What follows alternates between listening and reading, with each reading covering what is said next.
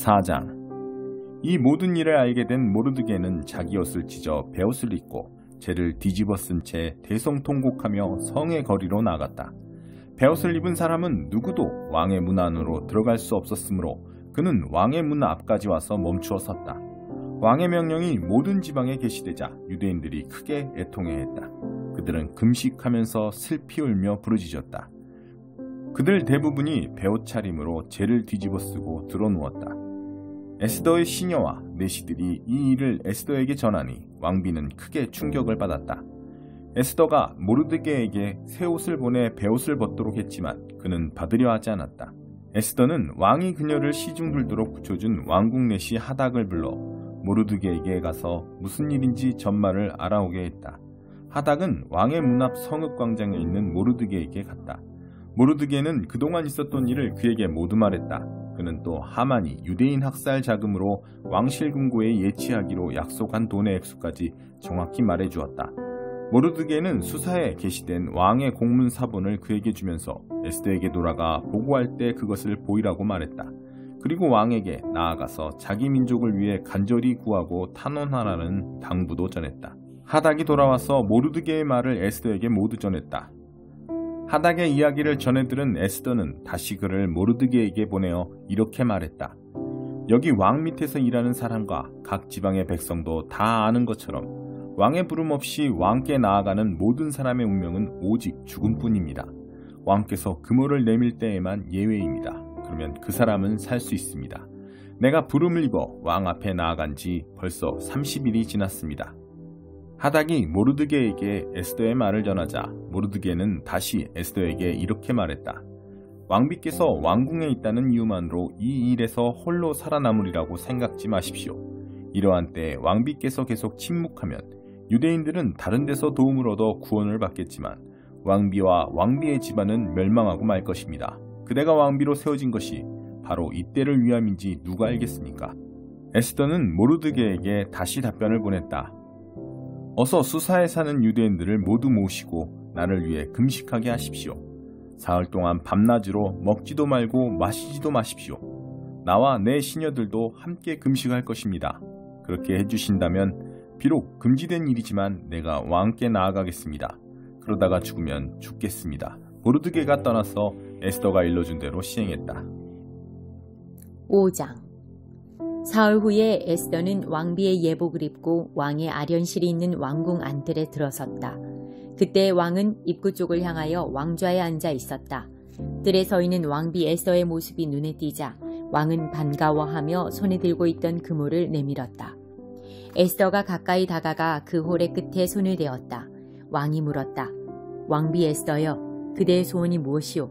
그대가 원한다면 내 나라의 절반이라도 주겠소. 에스더가 말했다.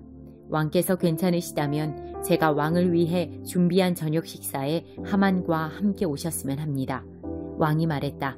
당장 하만을 부르거라. 그와 함께 왕비 에스더가 준비한 저녁을 들겠다. 그래서 왕과 하만은 에스더가 마련한 저녁 식사 자리에 동석했다. 함께 술을 마시던 중에 왕이 에스더에게 말했다. 이제 그대가 원하는 것을 말해보시오. 내 나라의 절반을 달라고 해도 지나치지 않으니 말만 하시오. 에스더가 대답했다. 제가 원하는 것은 이것입니다.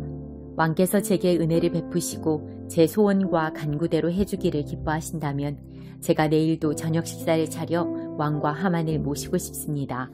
왕께서는 하만과 함께 오시기 바랍니다. 그때는 왕께서 물으시면 바로 제 소원을 아뢰겠습니다.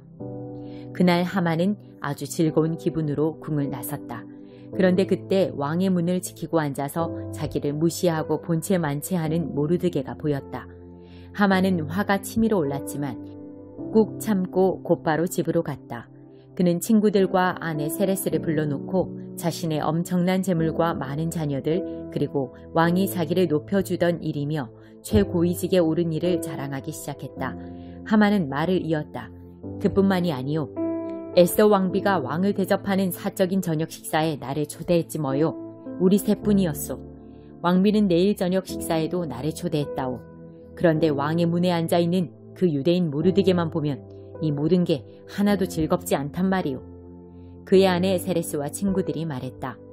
높이 23m의 교수대를 세우십시오. 내일 아침 가장 먼저 왕께 구하여 모르드게를 거기 매달라는 명령을 받아내십시오. 그러고 나서 즐거이 왕과 함께 저녁 식사에 가면 되지 않겠습니까? 하만은 그 말이 마음에 들었다. 그는 교수대를 세우게 했다. 6장. 그날 밤 왕은 잠이 오지 않아서 매일의 사건을 기록하는 실록을 가져다가 자기 앞에서 읽도록 명령했다. 실록을 읽던 중에 우연히 모르드게가 빅다나와 데레스의 음모를 폭로했던 일에 관한 기록이 나왔다. 그 둘은 문 입구를 지키는 왕궁 내시로 아수에로 왕을 암살하려고 모의했었다. 왕이 물었다. 이런 일을 한 모르드게에게 상을 내려 그 공을 취하였느냐? 시중들과 왕의 시중들이 대답했다. 그에게 해준 것이 하나도 없습니다. 왕이 말했다. 거기 뜰에 누가 있느냐?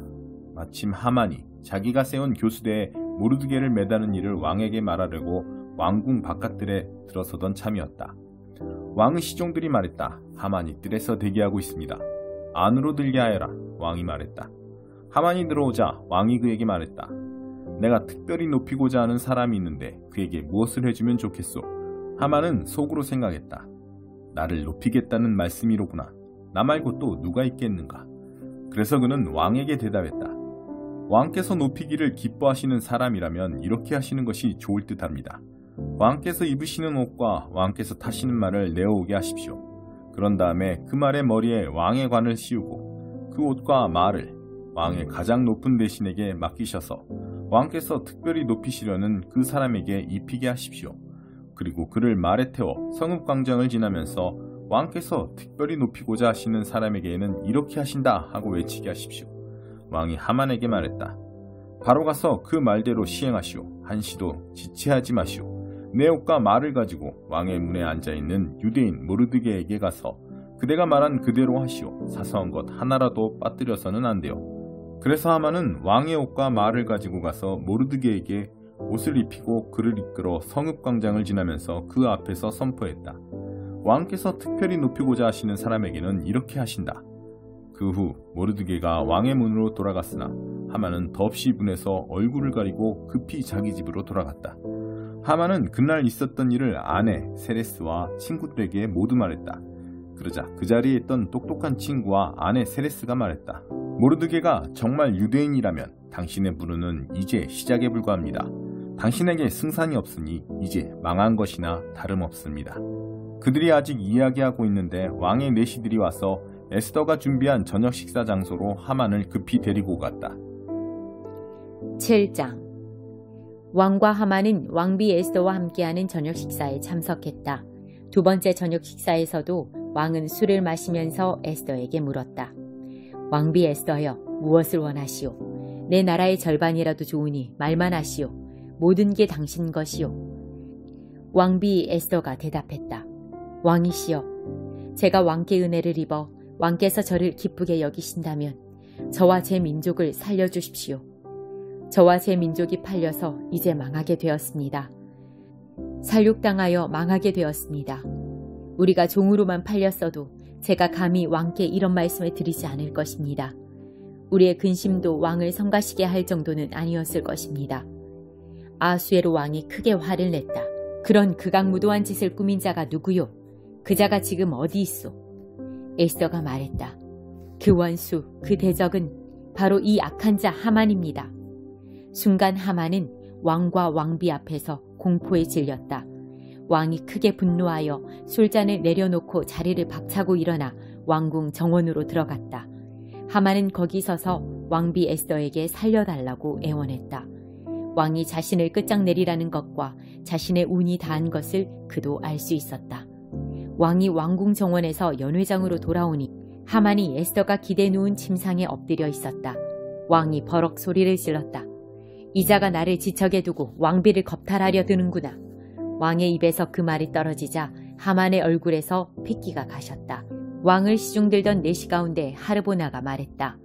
저쪽을 보십시오. 하만이 왕의 목숨을 구한 모르드게를 매달려고 세운 교수대입니다.